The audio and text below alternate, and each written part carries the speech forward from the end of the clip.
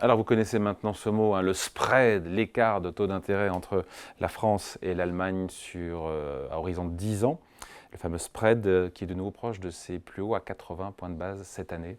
Bonjour Christopher. Bonjour. Christopher Nembic pour Pictet Asset Management. On est de nouveau, donc je l'ai dit, sur des points hauts. Ce qui veut dire que malgré l'arrivée à Matignon de Michel Barnier, malgré la composition du nouveau gouvernement, eh bien on sent que les marchés, il n'y a pas de blanc-seing, il n'y a pas de quitus, il y a encore un doute sur cette capacité qu'a ou qu'aura le gouvernement à faire voter un budget pour l'année prochaine. Je rappelle qu'en priori, on est à 6% de déficit public, on l'a largement commenté ici, cette année en France. Oui, effectivement, il n'y a pas eu d'effet Barnier positif sur le marché, ce qu'on aurait pu peut-être anticiper. La réalité, vous le dites, c'est-à-dire qu'on avait un objectif initial à 4,9%, qui était déjà mauvais pour cette année. Finalement, on va se retrouver proche des 6%. Et dans le meilleur des scénarios, ce qui est envisagé, c'est d'avoir 30 milliards d'économies pour l'année prochaine. Encore une fois, j'insiste, 30 milliards, c'est insuffisant, mais disons que c'est un consensus politique avec la Commission européenne. Dans le meilleur des mondes, si on souhaiterait renouer avec une trajectoire budgétaire à peu près crédible, il faudrait faire le double, ce qui est, j'oserais dire, impossible. C'est une cure d'austérité, ça ne passera pas politiquement. Non. Et donc, les marchés s'attendent, Christopher, à une forme de clarté, enfin, sur le budget. Parce que là, on y va, là, maintenant. Ah, complètement. C'est l'heure de vérité. Hein. C'est l'heure de vérité et ça va acter très certainement une nouvelle hiérarchie au niveau des taux en zone euro. C'est-à-dire qu'on a habituellement la volonté de comparer le taux à 10 ans français avec l'Allemagne. La réalité, il faudrait le comparer probablement plus avec l'Espagne, quatrième économie de la zone euro, voire même le Portugal. À combien? Quel est l'écart, quel est le spread entre l'Allemagne et l'Italie, l'Allemagne et l'Espagne? Aujourd'hui, vous avez effectivement, vous l'avez rappelé, un spread France-Allemagne à 80 points de base. Mais le point qui est intéressant, c'est de regarder effectivement avec Espagne et Portugal. Le Portugal aujourd'hui emprunte un taux inférieur à la France, donc on est à moins 20 points de base. Donc d'où le fait qu'il faut comparer. Ils sont à 2, nous on est à 2,90 sur le 10 ans, ils sont à 2,70 les Portugais. C'est ça, exactement. Eux, ils sont sur une tendance plus positive que nous. L'Espagne se rapproche dangereusement. On voit que le spread se réduit de plus en plus. On est autour de 10 points de base. Hein. Donc, 10 points de base entre la France et l'Espagne. Ça. Donc a priori, on devrait avoir de nouveau l'inversion. Alors l'Italie a un cas à part où là on a effectivement, je n'ai pas regardé ce matin, mais un spread qui est beaucoup plus important. Mais malheureusement, ce qu'on constate depuis... C'est un chamboulement dans la hiérarchie des taux souverains. Hein. Complètement. Historiquement, vous aviez la France où il y avait finalement, ce n'était pas un sujet le taux, et on en a parlé pendant dizaines d'années, peu importe la situation budgétaire. Aujourd'hui, du point de vue de l'investisseur, il faut mieux en tout cas financer, en tout cas il y a moins de risques, on va demander un premium moins important si on finance le Portugal, et je m'aventure à dire que d'ici quelques semaines, probablement aussi l'Espagne.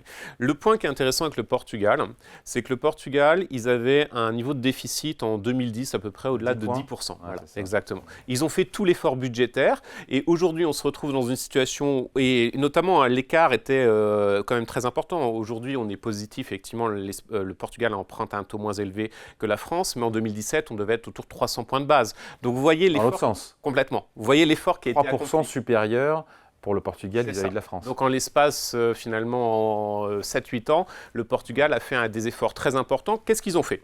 Ils n'ont pas augmenté la fiscalité, vous en discutiez précédemment.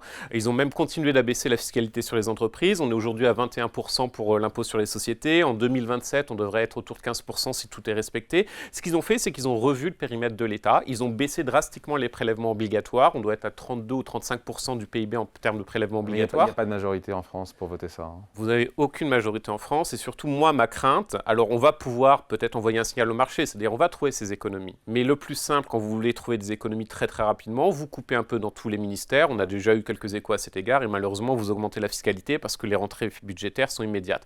Mais le problème derrière cela, c'est que vous comprimez une activité économique qui est morose. On peut débattre du taux de croissance l'année prochaine, mais on sera certainement sous 1%.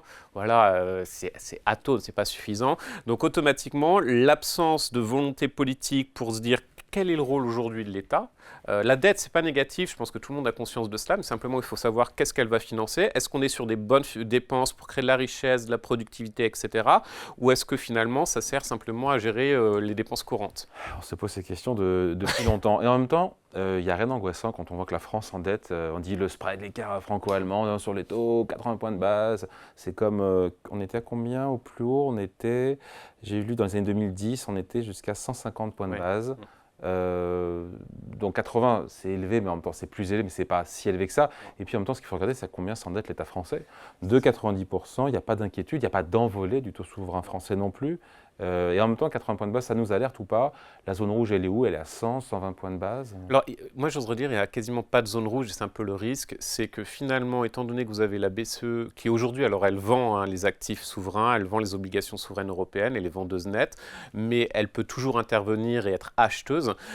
Et tant que vous avez la BCE qui peut potentiellement intervenir sur le marché, et bien évidemment, elle ne laissera jamais tomber un État comme la France si potentiellement la situation venait à se dégrader très nettement ou qu'on ait une attaque spéculative, ce qui n'est pas du tout mon scénario de base, et bien force est de constater que vous aurez un taux souverain qui restera éloigné des fondamentaux budgétaires. Et qui va dériver. Il va dériver lentement. Il faut s'attendre à ce que le spread continue, passe à 100, 120 points de base. Probablement, sans que ce soit des zones à risque, c'est-à-dire sans qu'il y ait derrière cela des attaques spéculatives, mais on peut se retrouver un peu dans le scénario britannique, c'est-à-dire vous avez eu un doublement en l'espace de 10 ans des intérêts payés sur la dette, ce qui veut dire que le nouveau gouvernement, quand il est arrivé en juillet, s'est rendu compte que fondamentalement, il n'y a pas de marge de manœuvre budgétaire pour son programme, et là, en l'occurrence, on peut être très clair, le Royaume-Uni va faire de l'austérité, pas de la consolidation budgétaire, et mon scénario, c'est un peu ça pour la France. C'est-à-dire pas un scénario de crise, de krach obligataire, pas du tout, mais en revanche, une dérive lente qui arrive à un certain stade où on devra non pas trouver 30 milliards d'économies, mais réellement faire de l'austérité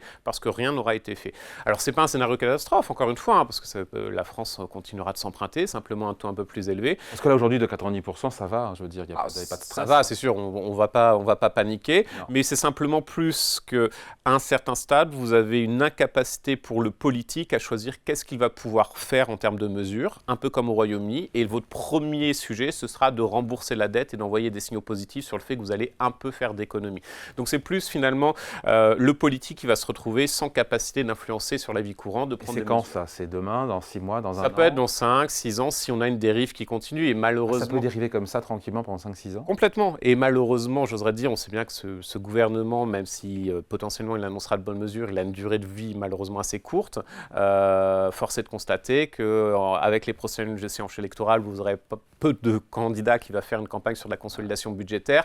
Donc on va repartir sur la thématique des dépenses ou de la hausse de la fiscalité pour les plus riches, comme vous le disiez, et qu'on vient de définir qu'est-ce qu'on entend par plus riche.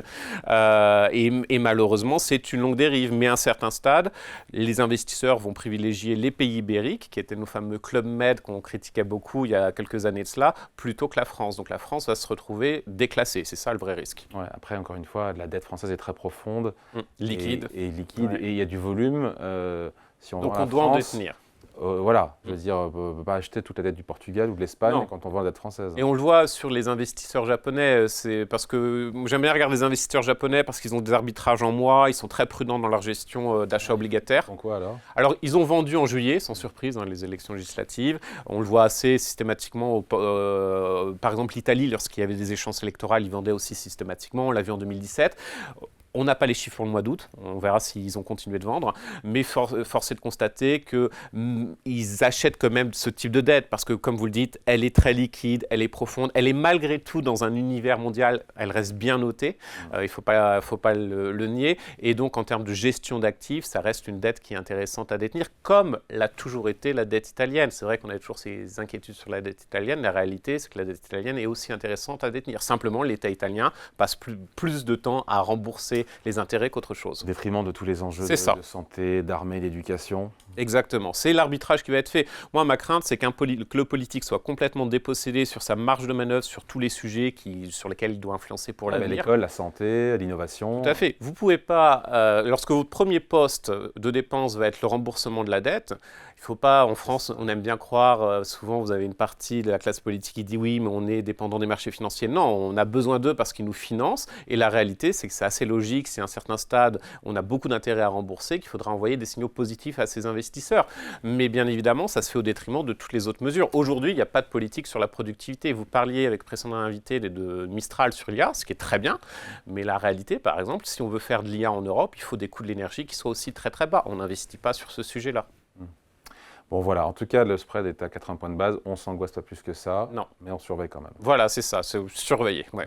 Allez, merci beaucoup. Merci beaucoup. Point de vue signé donc Christopher Dembick, conseiller en stratégie d'investissement chez Pictet Asset Management. Merci. Merci.